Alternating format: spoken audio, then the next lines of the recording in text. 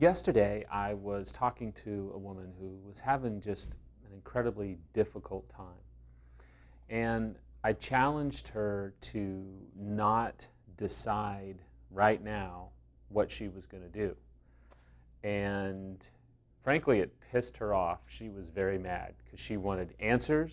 She was very solution-based, like, now, I want answers. I want to know what to do. That's what we're going to do, and here we go. And I just had to be very gracious and say, I'm sorry, it just doesn't work like that with infidelity. And she was kind of ramping up, and she said, well, why not? And I said, well, is your spouse trustworthy right now after the 3-year affair that he's had? And she said, no. And I said, so we don't know how he's going to respond over the next few weeks and months. The jury's out. So rather than tell you decide now, I'm going to tell you not to decide right now.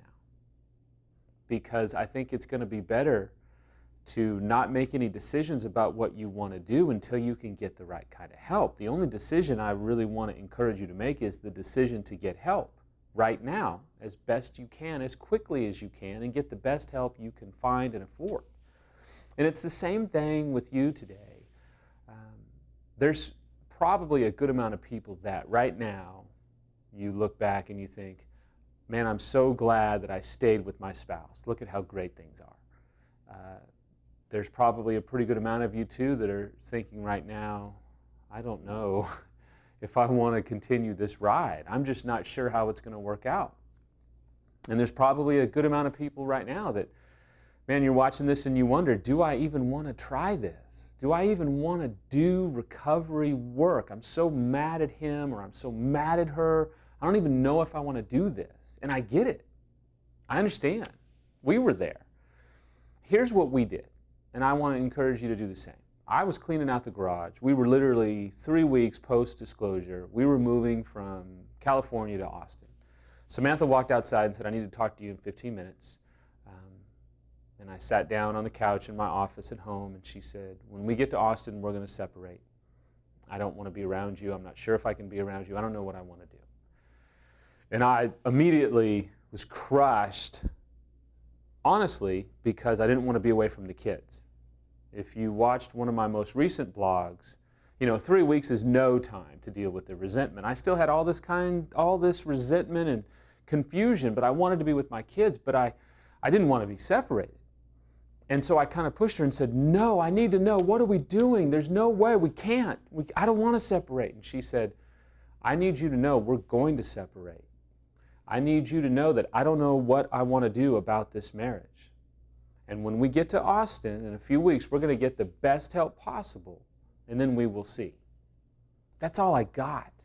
Remember, I was this big control freak. I needed answers, and I was in charge, and this is what we were going to do.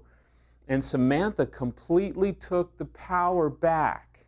It was pretty masterful because there wasn't really anybody advising her. 1 or 2 people, and looking back, I'm not sure.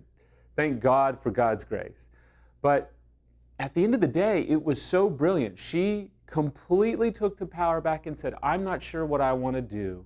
Your actions, your decisions, your commitment to recovery work is going to determine what ultimate decision I make. And I would encourage you to do the same thing, especially if you're a betrayed spouse today. You don't have to decide what you want to do about the marriage right now. Decide to get help.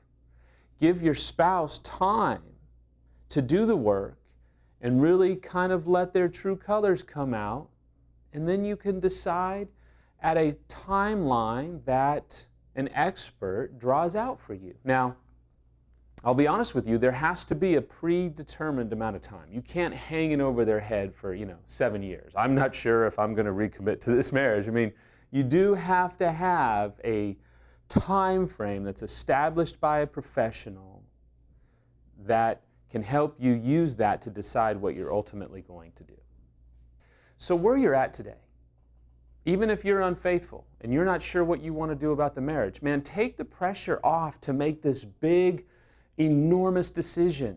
It's probably too early. For some of you, maybe it's getting to the point where you need to make a decision. I don't know. And maybe your spouse needs to kind of jump in or jump out.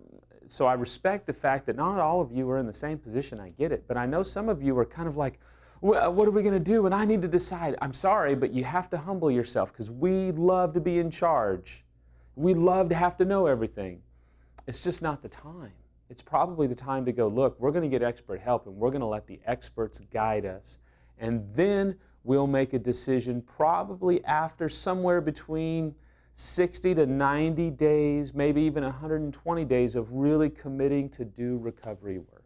If after that time frame you don't have some clarity, then number one, what kind of recovery work are you utilizing? Number two, it might be that you have to make some tough decisions that your spouse who is unfaithful is just not getting it. So I want to really just tell you that, man, there's hope for you. There really is. But don't make it harder than it needs to be. Don't jump out of the ship that's on rough seas into this little life preserver boat, this little small fishing boat that's even rougher, because it seems like you've got to make a decision now. I would tell you to hold on. Get the right kind of help and realize that it's going to be better to make a decision when you can see clearly and you can even feel clearly, because right now it's probably very muddy. Don't make a decision right now that you may regret later.